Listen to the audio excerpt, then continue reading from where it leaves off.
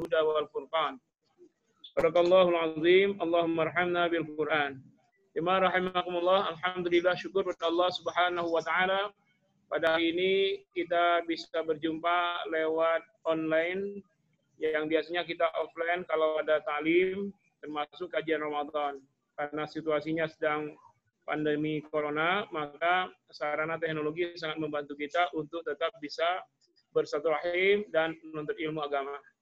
Salawat dan salam semoga terlimpah dan tercurah buat junjungan kita Nabi tercinta Nabi Muhammad sallallahu alaihi wasallam telah mengajari kita untuk senantiasa istiqomah menjalankan aturan Allah Subhanahu wa taala, menjalankan sunnah Rasul.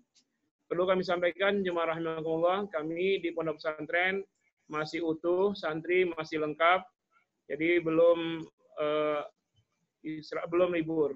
Jadi kita sudah isolasi 2,5 bulan, Pak.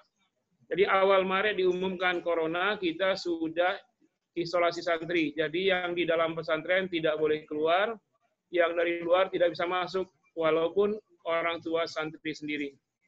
Nah, ini juga terkait dengan kajian kita hari ini, tema yang diamanahkan kepada saya judulnya waspada, ikhtiar, dan doa. Ini judulnya sangat umum ya. Waspada, ikhtiar, dan doa.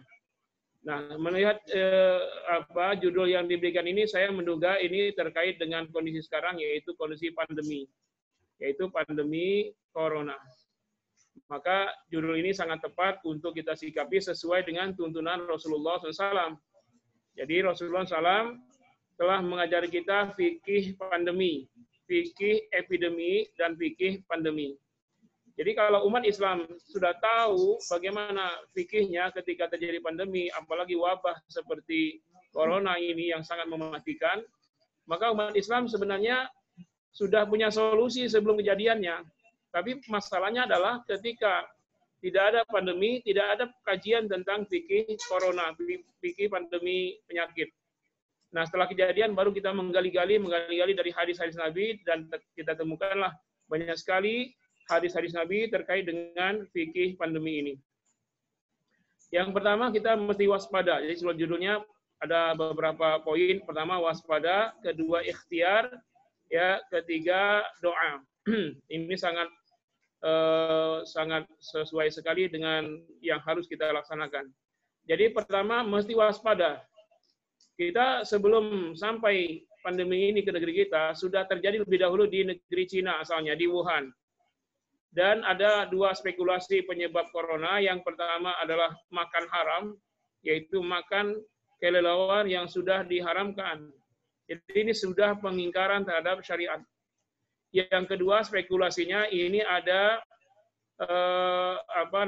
senjata biologis buatan manusia, yaitu dari senjata yang mematikan dari virus ini. Wallahu alam mana yang benar, tapi faktanya sekarang semua sudah terjadi dan corona ini sudah menjadi pandemi.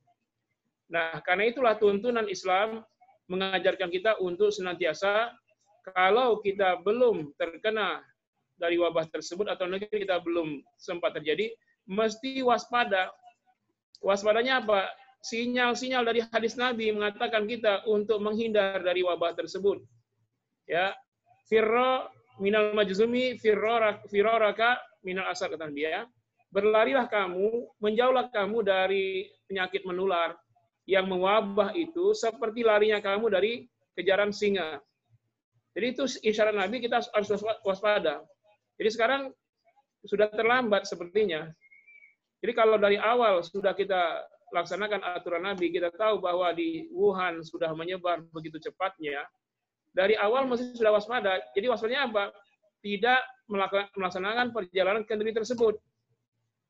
Yang kedua, tidak memasukkan orang-orang yang berpotensi menularkan dari negeri tersebut. Nah, ini tuntunan dari Nabi kita SAW.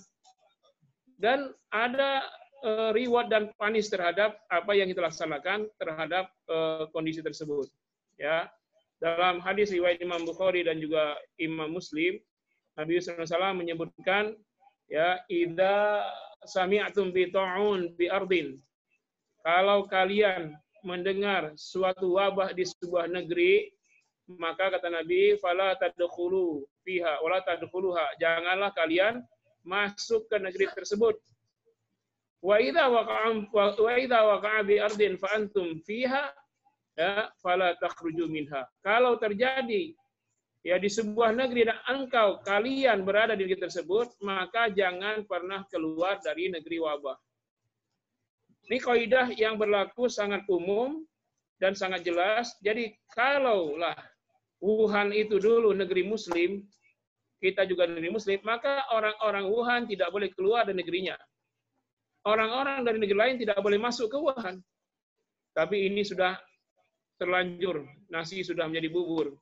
Ketika Wuhan terjadi bencana wabah, orang-orang Wuhan malah datang ke Indonesia.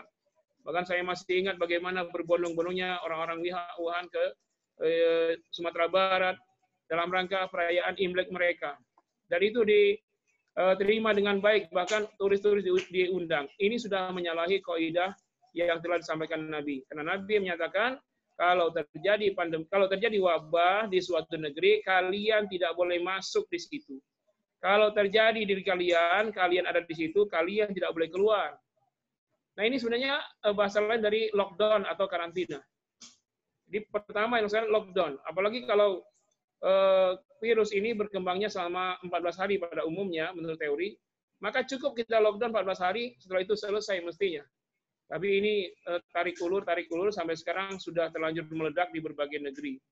Bahkan kita mendapatkan di Indonesia ini sudah berkali-kali dicurigai ada corona, selalu dibantah oleh pemimpin negeri ini, oleh oknum pemerintah, bahwa tidak ada corona di Indonesia. Bulan Januari sudah diingatkan, WHO pun sudah curiga. Di bulan Februari sudah mulai dicurigai. Bahkan Gubernur Jakarta Anies sudah mau mengumumkan dilarang-larang.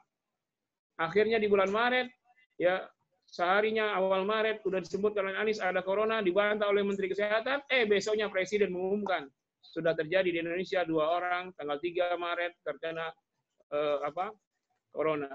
Maka mengambil tindakan waspada, saya selaku pimpinan pondok pesantren mengamalkan hadis Nabi ini. Sejak awal itu saya langsung lockdown pesantren. Jadi mulai dari tidak bolehnya orang luar ke pesantren dan tidak keluarnya santri-santri dan guru pesantren. Itu berlangsung. Tetapi guru yang ngajar dari luar sebentar kemudian balik lagi itu masih masuk. Persis tanggal 13 Maret atau 14 maka sudah diputuskan semua guru dari luar tidak ada lagi yang masuk ke pesantren. Maka nyaris untuk pondok waktu itu sejak tanggal 14 atau 13 Maret itu hanya saya dan istri saja mengasuh anak-anak santri tanpa ada guru yang balik masuk. Kenapa kita lakukan itu? Ini melaksanakan hadis Nabi. Ya, kalau tidak bisa lockdown suatu wilayah, lockdown wilayah sempit. Kalau nggak bisa lockdown satu RT, nggak bisa lockdown satu pesantren saja.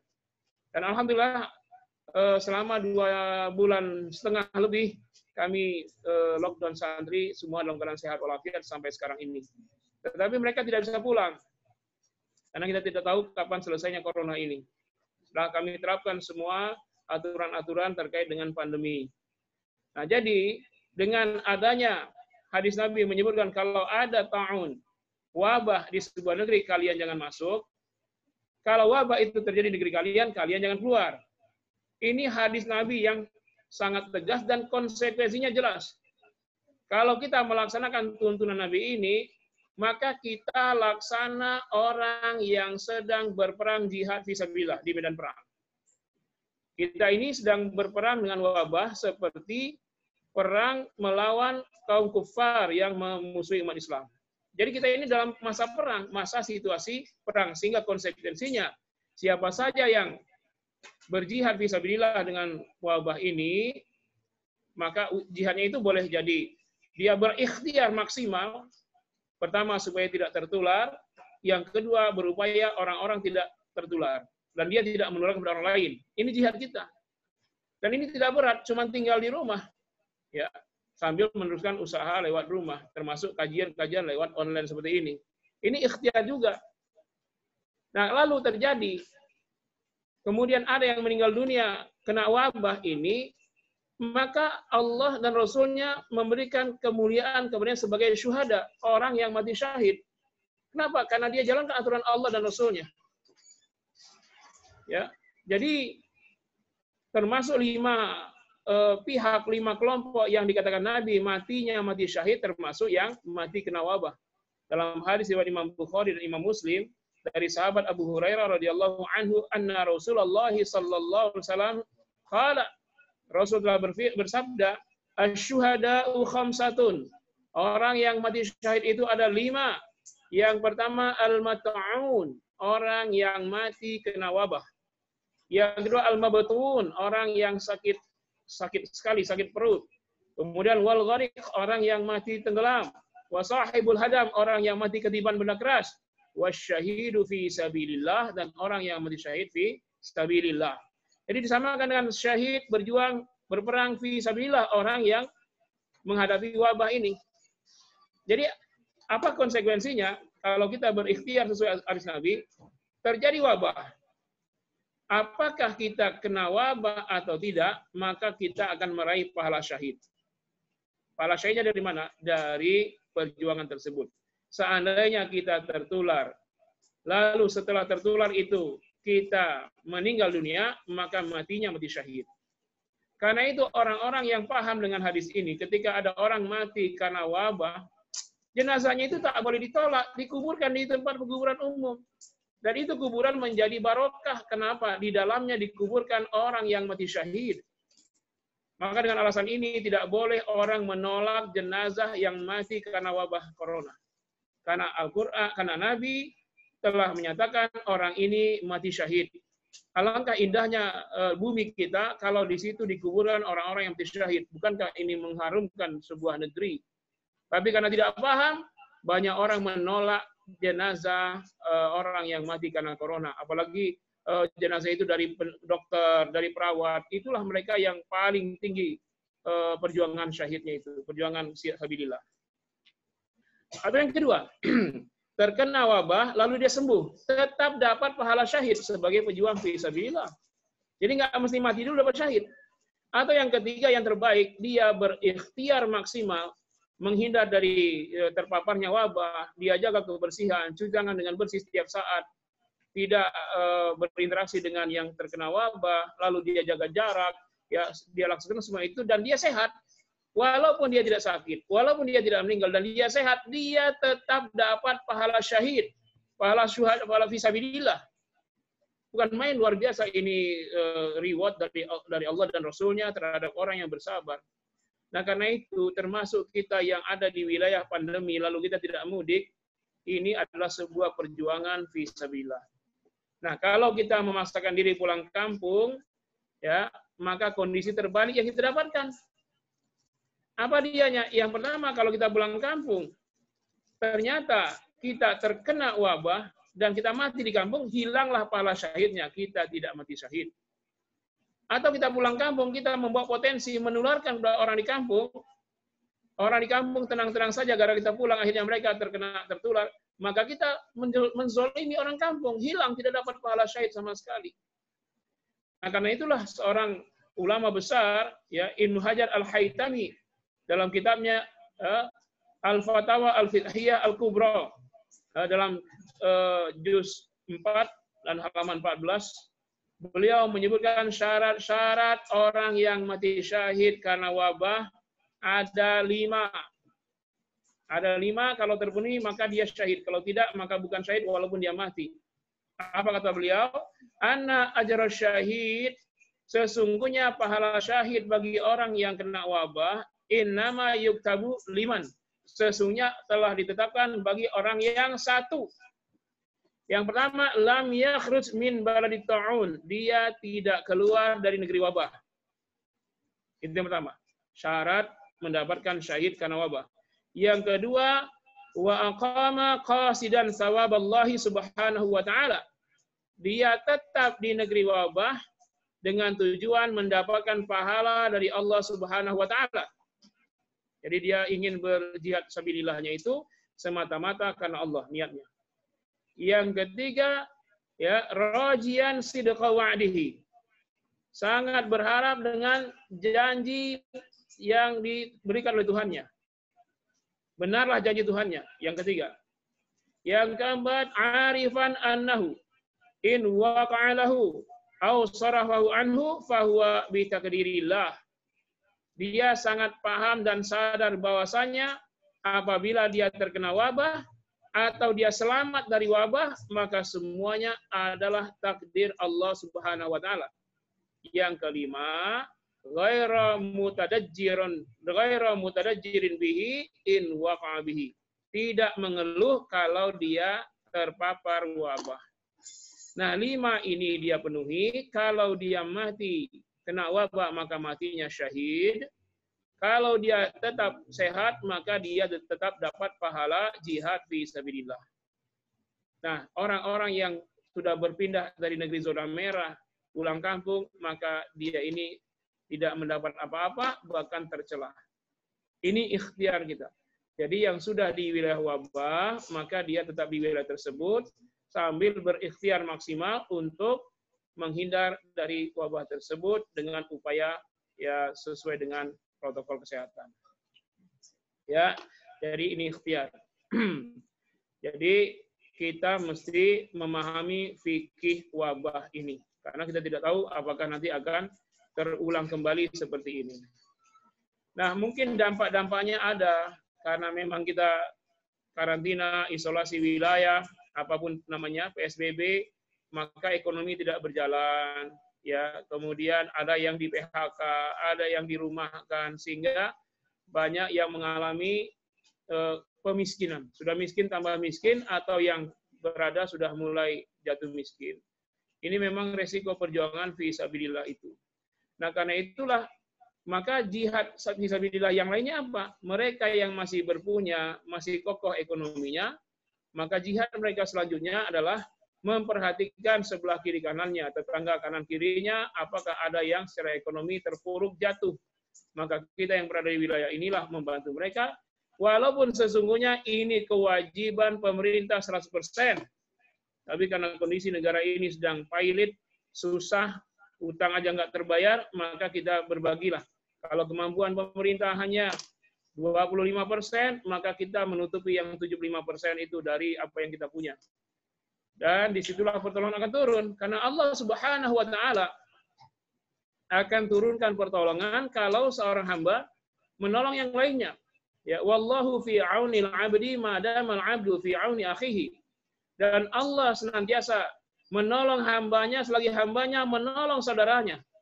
Kita ingin Allah tolong supaya wabah ini keluar, supaya wabah ini berakhir. Maka tolonglah saudara kita. Pasti Allah akan menolong kita. Jangan sampai malah karena wabah terpecah belah. Ya, kalau masih berpecah belah, saling suudzon, berprasangka, maka wabah ini akan lama. Pertolongan Allah akan lama turun. Apalagi sekarang bulan Ramadan, Bapak dan Ibu sekalian, rajin-rajinlah memohon kepada Allah Subhanahu wa taala, karena nggak ada lagi yang bisa kita harapkan kecuali Allah Subhanahu wa taala. Nah, karena itulah di bulan Ramadan yang mulia, di malam-malam 10 hari terakhir, kita perbanyak doa. Di antara doa kita agar Allah turunkan Lailatul Qadar, Allah angkat wabah ini. Turunnya Lailatul Qadar ditandai dengan terangkatnya wabah corona ini. Apa doanya? Terserah apa saja yang diajarkan Nabi, doa Lailatul Qadar misalnya Allahumma innaka afuwun tuhibbul afwa fa'fu anni. Ya Allah, sesungguhnya Engkau Maha Pemaaf, Engkau mencintai kemaafan, maka maafkanlah semua dosa-dosa kami. Kemudian zikir, perbanyaklah istighfar. Astaghfirullahalazim alladzi la ilaha illa huwal hayyul qayyum wa atubu ilaih. Astaghfirullah, astagfirullah. Kenapa? Karena Allah menyatakan, wa ma kana Allahu mu'adzibahum wa hum yastaghfirun. Allah tidak akan turunkan azab selagi mereka senantiasa beristighfar. Maka yang sudah ada corona dan lain akan terangkat dengan banyak istighfar. Dan tepat sekali judul kita, waspada, ikhtiar dan doa. Doa jangan lupa. Selalu berdoa kepada Allah Subhanahu wa taala. Dan dengan kalau berdoa jangan berprasangka kepada Allah. Saya termasuk yang tidak setuju dari awal sekali ketika mendengar doa yang sangat viral, Allahumma inna hadzal virus jundun min junudika. Ya Allah, virus ini adalah tentara dari tentaramu. Saya menolak itu. Saya tidak setuju bahwa virus corona ini bukan tentara Allah. Tidak mungkin Allah turunkan tentara berupa virus. Kenapa? Ketika Nabi Ayub sakit, ya, Nabi Ayub ditimpa banyak virus dan bakteri, Al-Quran menyebutkan virus itu syaitan. Virus itu disebut dengan istilah syaitan. Virus itu syaitan. Tidak mungkin virus jadi tentara Allah. Maka sejak awal saya menolak doa ini. doa yang sedang viral. Maka saya mengajarkan kepada santri menyebutkan bahwa dalam doa kita hanya berlindung, Allahumma inna na'udzubika min syarri virus corona. Ya Allah, kami berlindung kepada Engkau dari kejahatan virus corona. Jangan disebut serdadu Allah. Virus ini bukan serdadu Allah. Virus ini disebut dalam istilah ketika Nabi Ayub sakit, tertimpa banyak virus, maka disebut sebagai virus sama dengan syaitan. Nah, ketika berdoa pun, jangan ada syak wa sangka kepada Allah. Selalu berhusnuzon kepada Allah. Sabbihisma rabbikal a'la. Sucikan nama Tuhanmu yang maha tinggi. Jangan sandingkan nama Allah dengan hal-hal negatif. Jangan berprasangka buruk kepada Allah. Walaupun semua terjadi karena izin Allah Subhanahu wa taala. Biiznillah, ya. Terjadi penyakit biiznillah, tapi jangan sebut Allah. Karena penyebabnya manusia. Zaharul fasadu fil barri wal bahri bima kasabat aydin nas. Kehancuran yang terjadi di daratan, di lautan, di mana saja karena ulah manusia, bukan Allah. Nah, jangan sebut ini dari Allah Subhanahu wa taala. Wa min nafsik, karena dari kamu sendiri. Ya, apa saja kemudaratan karena diri kalian sendiri. Tapi kalau yang baik-baik sebutlah Allah Subhanahu wa taala sebagai sumbernya, tapi kalau keburukan sebutlah manusia sebagai sumbernya. Contoh pada diri kita saja. Bapak Ibu sekalian misalnya, malam ini keluar, lalu beli sate kambing 200 tusuk dimakan semua. Setelah itu makan durian 2 buah habis semua. Kemudian kopinya kental, semuanya gulanya setengah gelas. Ya, lalu tambah emping yang banyak. Kemudian besoknya pecah pembuluh darahnya, stroke. Lalu apakah kita katakan, ya Allah, stroke ini dari Engkau? Nggak boleh. Sebabnya memang kita, Allah hanya izinkan saja. Kitalah penyebab semua itu. Karena itu jauhkan Allah dari syak wa sangka ataupun negatif. Makanya ketika berdoa jangan kita sebut, ya Allah, sesungguhnya virus ini darimu. Jangan. Ya Allah, sesungguhnya corona ini darimu. Jangan. Yang seperti itu. Ya, kalau mau seperti doa Nabi Ayub. Ya Rabbi qad massaniyad dur wa anta arhamur rahimin. Duhai Tuhanku, penyakit ini telah menerpa diriku, sedangkan Engkau Maha Pengasih, Maha Penyayang. Jangan sebut, ya Allah, Engkau turunkan penyakit ini. Jangan. Nabi Ayub 18 tahun sakit, nggak pernah menyebut sumbernya Allah. Dia terima dan dia mengatakan, bukan Allah penyebabnya. Contoh misalnya banjir terjadi di Aceh barusan. Apakah kita katakan, ya Allah, Engkau turunkan banjir di Aceh sehingga banyak korban, banyak yang hanyut. Apa begitu? Tidak etis berdoa seperti itu. Maka kita berdoa, ya Allah, banjir ini telah menerpa negeri kami, sedangkan Engkau Maha Pengasih Penyayang. Angkatlah, ya Allah. Begitu mestinya berdoa. Jangan sebut Allah sebagai subjek, seolah-olah pelakunya. Ya. Maka saya menyatakan, kalau ingin virus ini berhenti, maka jauhkan Allah dari hal-hal negatif. Makanya doanya diperbaiki. Ada etika berdoa kepada Allah Subhanahu wa taala. Semua para nabi berdoa seperti itu. Ketika Nabi Ibrahim sakit, beliau tidak katakan, ya Allah, Engkau turunkan penyakit. Apa kata Nabi Ibrahim? Apa kata Nabi Ibrahim? Wa idza maridtu fa huwa yashfin. Kalau penyakit menimpa diriku, maka Dia Allah Maha Pengasih, Allah yang Maha Penyembuh. Bukan apabila Allah turunkan penyakit, tidak seperti itu. Walaupun turunnya penyakit, Allah izin saja, tapi sumbernya tetap manusia. Nah, ini cara kita berdoa. Maka judul kita waspada. Kita harus waspada, sudah kita lakukan dan terus kita jaga terus. Kemudian ikhtiar. Yang kedua, ikhtiar. Kita ikhtiar berusaha maksimal agar kita jangan terkena, jangan pula menularkan ke yang lain, jangan sampai keluarga kita, tetangga kita, semua kita jangan terkena. Ya. Kemudian untuk memaksimalkan ikhtiar kita, jangan lupa berdoa kepada Allah, dan doa itu mesti punya etika kepada Allah. Sabbihisma rabbikal a'la. Sucikan nama Tuhanmu yang maha tinggi.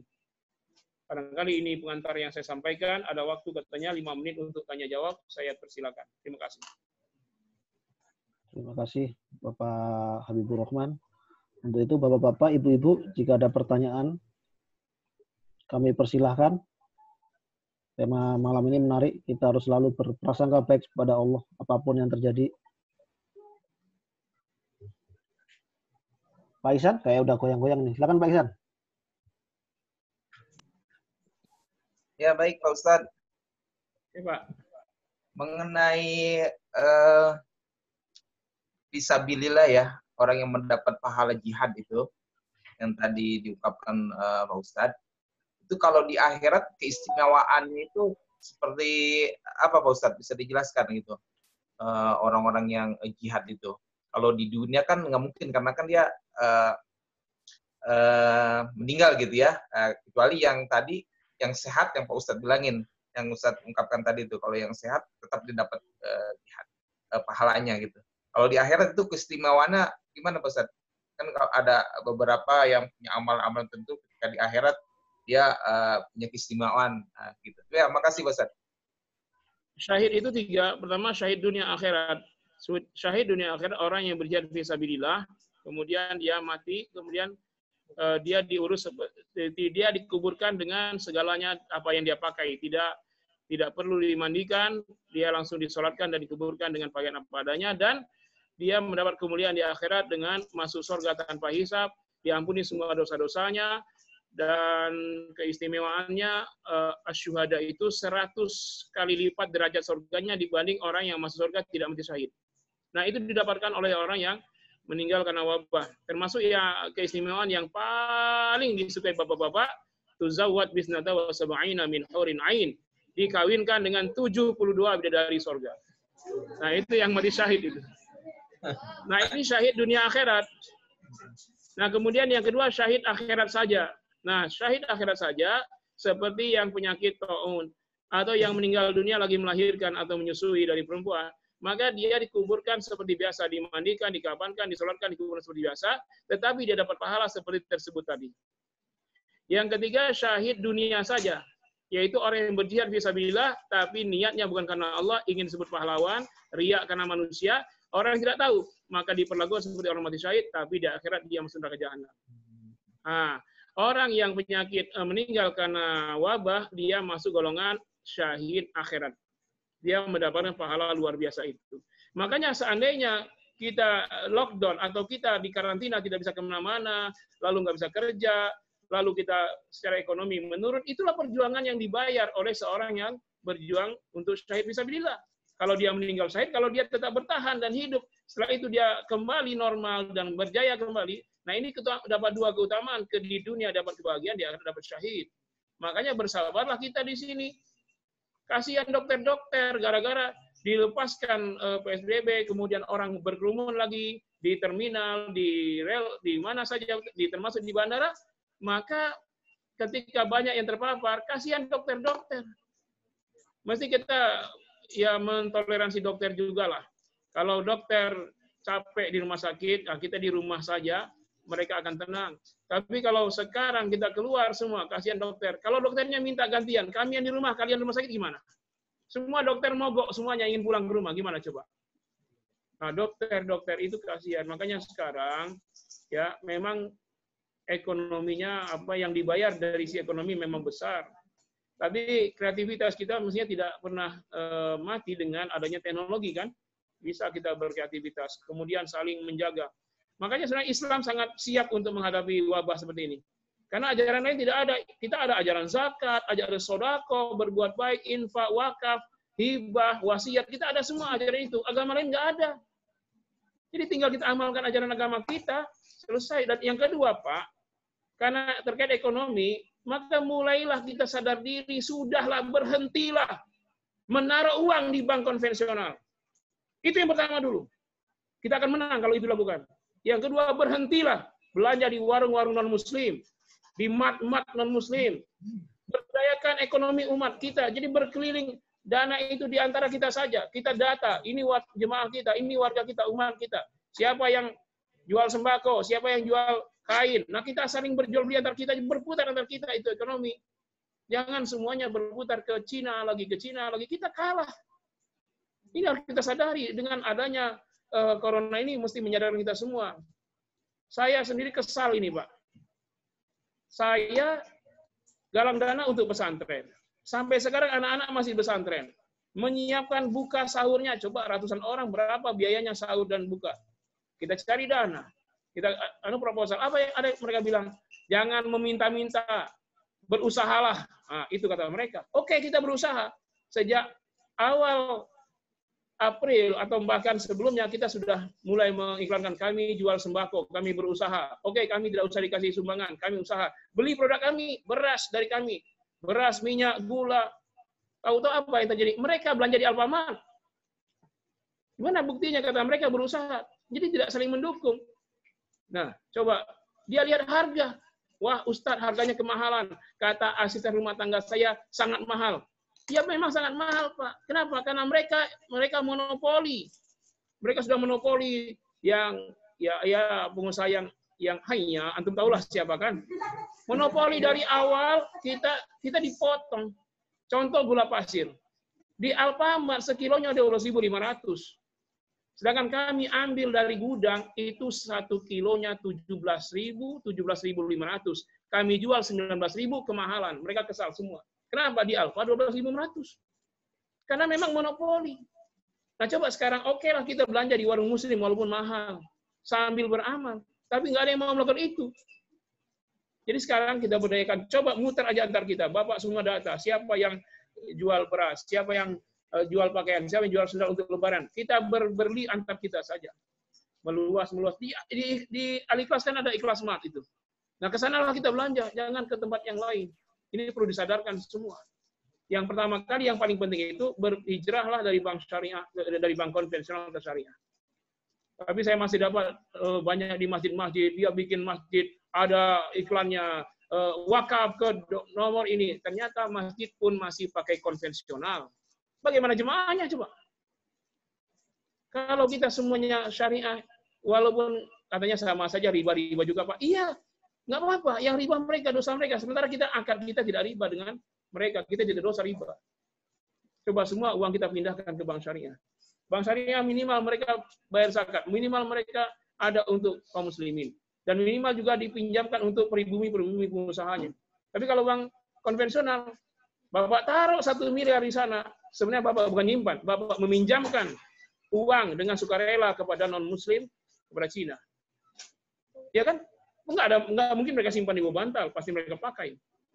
Nah, coba kalau kita ke bank syariah atau kita pinjamkanlah di jalan Allah dengan wakaf, ya apalagi untuk Masjid Al-Ikhlas yang mau direnovasi, ya itulah penyimpanan yang paling berharga dan kita ambil di surga nanti semua itu.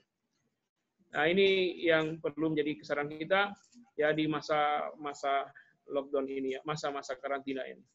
Ya, tetap saja kita berusaha maksimal, jangan pernah berputus asa. Barangkali itu Pak Ihsan. Ya, makasih Pak Ustaz. Pak Ustaz. Pak Ustaz, saya mau nanya nih Pak Ustaz. Kalau akhir-akhir ini ya, ini saya mau nanya pendapat Pak Ustaz. Beberapa hari terakhir ini kita mendengarkan berita bahwa MUI pun komplain ya, ketika dari sekian banyak, mungkin kita kalau ngomong bangsa ini ada segmen orang beragama, segmen masjid, segmen pengusaha, segmen pabrik. Hanya dari sekian banyak, hanya Majelis Ulama Indonesia saja yang menyuarakan untuk mematuhi social distance atau PSBB dari pemerintah. Sedangkan segmen-segmen yang lain itu tidak melaksanakan hal itu. Tidak ada himbauan, mungkin dari Himpunan Pengusaha Aprindo, Himpunan Pengusaha pabrik juga tidak ada seruan untuk menghentikan produksi. Nah, kemarin kan lagi ramai tuh di Republika bahwa kenapa kayak hanya masjid yang dipaksa pemerintah untuk melaksanakan PSBB dan dipatuhi, tapi di tempat lain tidak, seperti di pasar, di mal, di jalan, orang masih seperti ini. Nah, ini kan akibatnya juga secara sosiologi umat ini jadi bingung, Pak.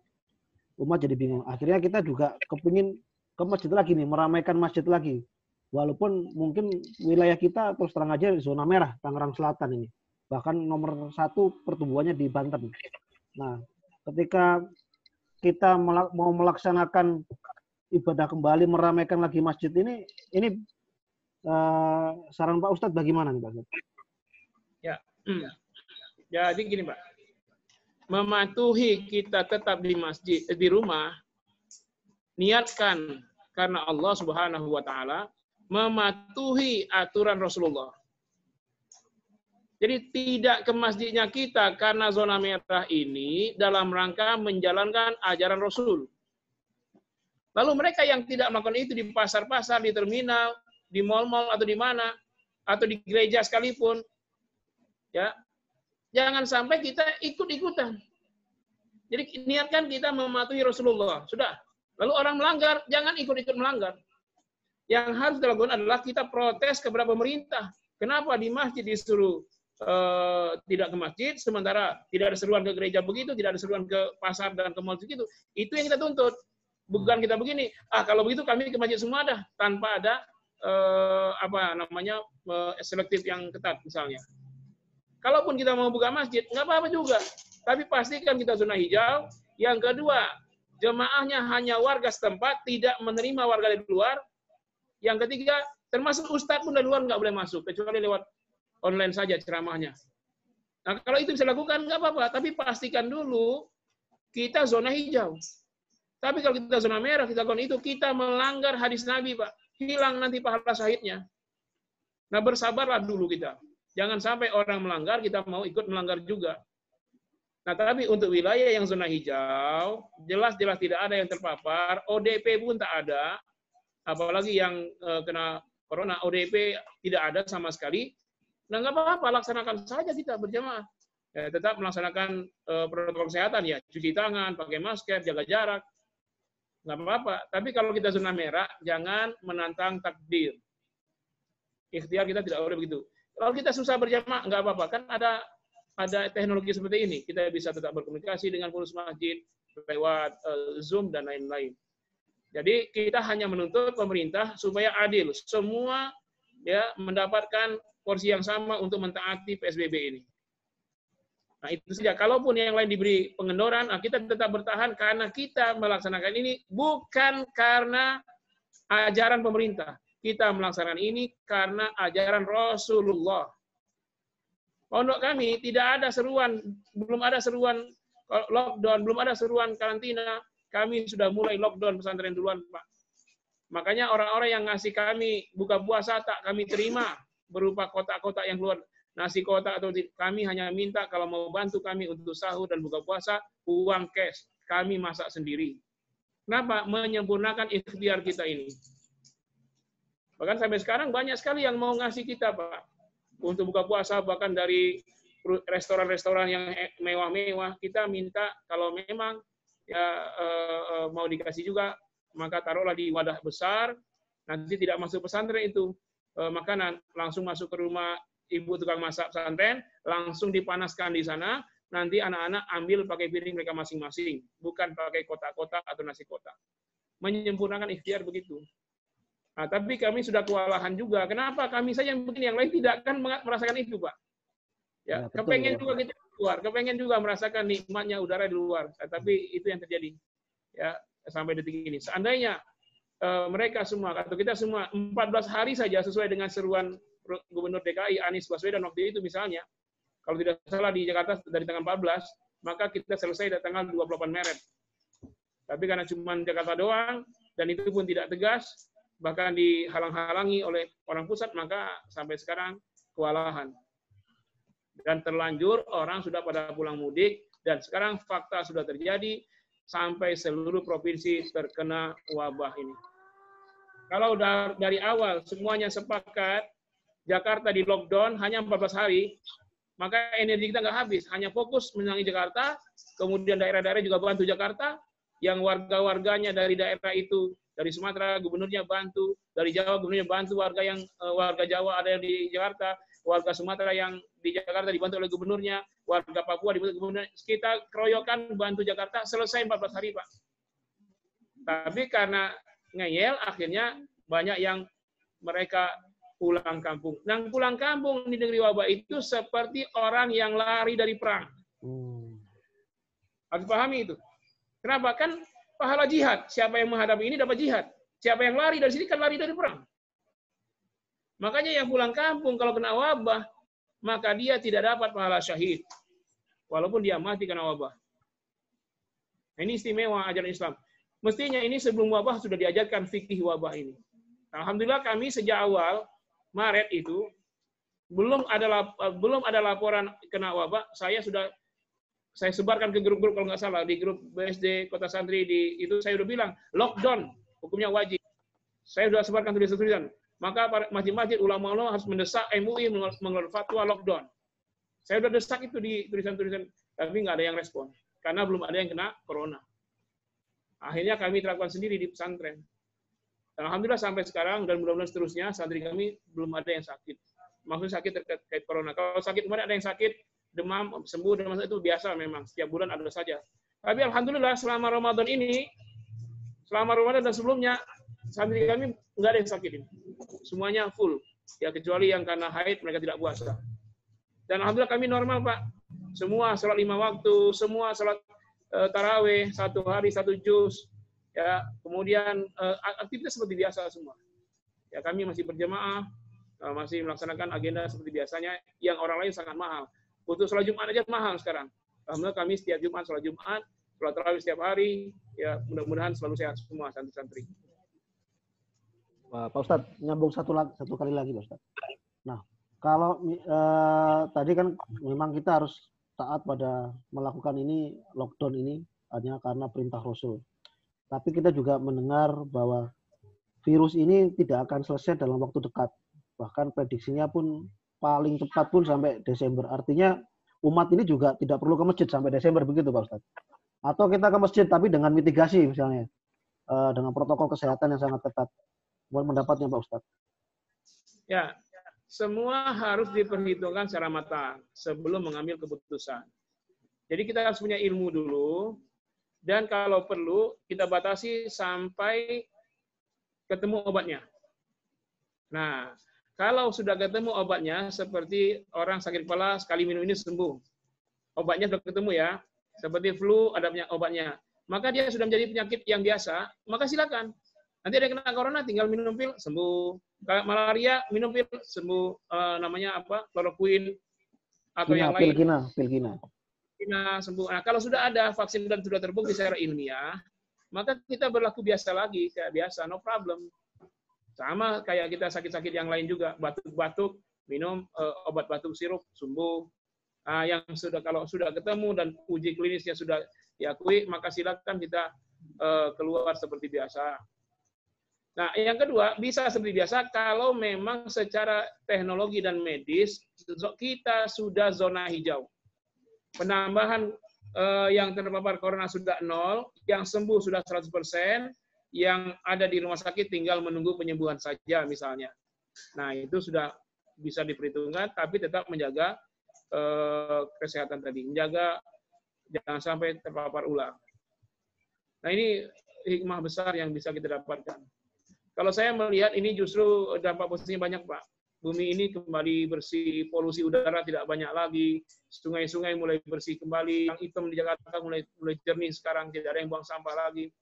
Ya, ini dampak positifnya. Dan memang bumi ini perlu refresh ya dari hiruk-pikuk pergerakan manusia yang 24 jam tak henti-henti ini.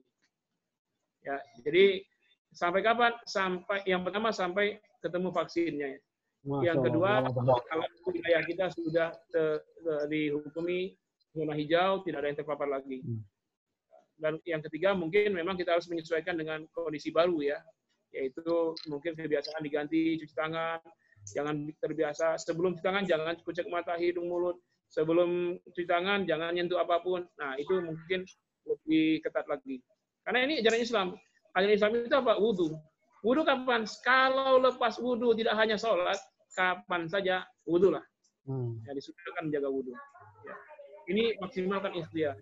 Tapi kalau zona merah, kita nantang-nantang, oke, karena di mall udah dibuka, bandar buka, kita buka masjid juga.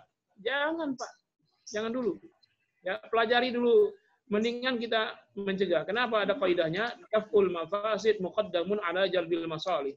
Daf'ul mafasid, menolak kemudaratan, lebih diutamakan daripada mengambil manfaat. Nah, jadi dalam rangka menjalankan aturan Islam, kita masih bersabar. Ya. Kalaupun nanti terkait ekonomi, maka kita bangunlah ekonomi kita. Kita bangun sesama kita, bikin link-link, lewat Zoom, lewat WA, lewat grup-grup. Hanya kita sering jualan, kita antar kita, saling antar kita. Berhentilah belanja di warung-warung non-muslim. Berdayakan kembali warung-warung muslim tradisional. Ya, yang pribumi muslim. Saya sendiri sekarang kami pesantren jual sembako, beras, jelas petani-petani muslim, penggilingannya punya muslim, gudangnya Pak Haji, orang Medan satu, orang Betawi satu. Lalu kami menyalurkannya. Tapi orang masih lihat harganya selisih Rp500 lebih mahal. Nah, dia beli ke tempat non-muslim yang boknya Cina. Nah, gimana? Hanya selisih 500 rupiah sekilo. Dia pindah ke Cina. Gimana coba kita mau hidup kalau begitu? Nah, jadi ambillah manfaat besarnya. Berdayakan ikhlasmart kita, besarkan ikhlasmart kita. Radiusnya diperluas, jangan hanya punya target memenuhi kebutuhan warga terdekat saja. Tidak, luaskan lagi ya radiusnya. Ya kalau perlu ikat itu FMMB, ya kita bikin ya apa ya di warga di data di sensus semua, kebutuhan berasnya sebulan berapa, kebutuhan minyak berapa, gula berapa, dipasang dari ikhlasmart semua. Jangan dari mat-mat yang di depan rumah kita itu. Tiap gang ada dia itu, ya. Kapan kita bisa berdikari dengan ekonomi kalau kita masih tergantung? Enak di sana belanjanya murah-murah, pakai AC ruangannya, tinggal pilih, ya. Dapat diskon pula. Nah, kalau itu yang kita cari, ya sudahlah, mati semualah bisnis kaum muslimin ini. Mereka bisa begitu karena mereka monopoli. Coba ya. Terima kasih Pak Ustadz atas penjelasannya. Bapak-bapak, ada pertanyaan lain? Lengkap sekali tadi jawaban dari Ustadz Habibur Rahman terkait waspada dan ikhtiar terkait wabah corona ini. Bapak-bapak, ada pertanyaan lain? Jika tidak ada, mohon kesediaan Pak Ustadz Habibur Rahman untuk memimpin doa agar kita selamat di akhirat dan di dunia. Kami persilakan. A'udzubillahi minasyaitonirrajim. Bismillahirrahmanirrahim. A'udzu bikalimatillahi tammati min syarri ma khalaq. Bismillahilladzi la yadurru ma'asmihi syai'un fil ardi wala fis samaa'i wa huwas samiul alim. Rabbi a'udzu bika min hamazati syayatin wa a'udzu bika rabbi ay yahdurun. Allahumma inna na'udzu bika minal barasi wal jununi wal judami wa min sayyi'il asqam.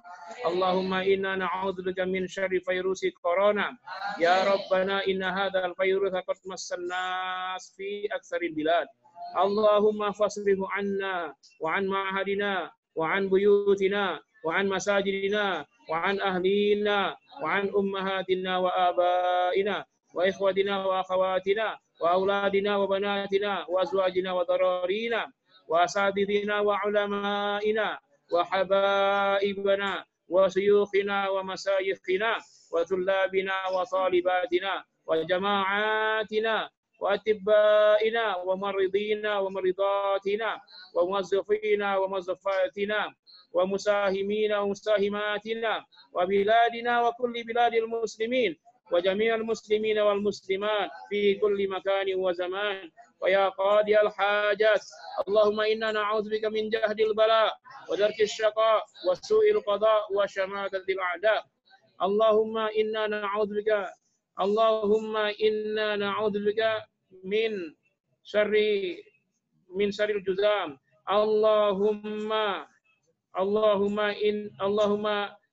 اللهم اكشف عنا البلاء والوباء والغلاء والقهد وجميع الأمراض وموت الفجأة والطاعون ما لا يكشف غيرك اللهم إنا نعوذ بك من زوال نعمتك وتحول عافيتك وفجاءة نقمتك وجميع سخطك اللهم إنك عفو تحب العفو فاعف عنا اللهم إنك عفو كريم تحب العفو فاعف عنا اللهم اجعلنا ممن صام رمضان إيمانا واحتسابا اللهم اجعلنا ممن قام رمضان إيمانا واحتسابا اللهم ارزقنا ليلة القدر ليلة خيرا من 1000 شهر ربنا آتنا في الدنيا حسنة وفي الآخرة حسنة وقنا عذاب النار وسبحان ربك رب العزة عما يصفون والسلام على المرسلين والحمد لله رب العالمين. Assalamualaikum warahmatullahi wabarakatuh. Waalaikumsalam warahmatullahi wabarakatuh. Terima kasih Pak Ustadz atas kajian malam ini. Jazakallahu khairan kami ucapkan. Bapak-bapak, mari kita tutup dengan doa kafaratul majelis. Subhanallahumma bihamdika asyhadu an la ilaha illa anta astaghfiruka wa atubu ilaik. Sekali lagi terima kasih Ustadz Habibur Rahman yang telah mengisi kajian malam ini. Kami ucapkan. Wassalamualaikum warahmatullahi wabarakatuh.